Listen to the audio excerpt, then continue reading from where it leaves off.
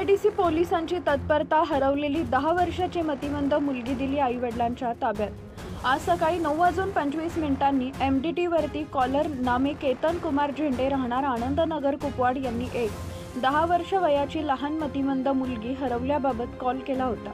Kupwad MIDC police ठाण्याचे सहाय्यक police निरीक्षक दीपक भांडवलकर यांच्या मार्गदर्शनाखाली सदर ठिकाणी बीट मार्शल हवलदार कोळेगौरव व पोलीस कॉन्स्टेबल कांबळे घटनास्थळी पोहोचून सदर मतिमंद मुलीस ताब्यात घेऊन मुलीचे आई वडील शोधण्याकरता कुपवाड परिसर व संजय नगर पोलीस ठाणे हद्दीत शोध घेऊन संजय नगर पोलीस ठाणे हद्दीत महात्मा फुले हाऊसिंग सोसायटी इथं तिचे आई वडील मिळून आले।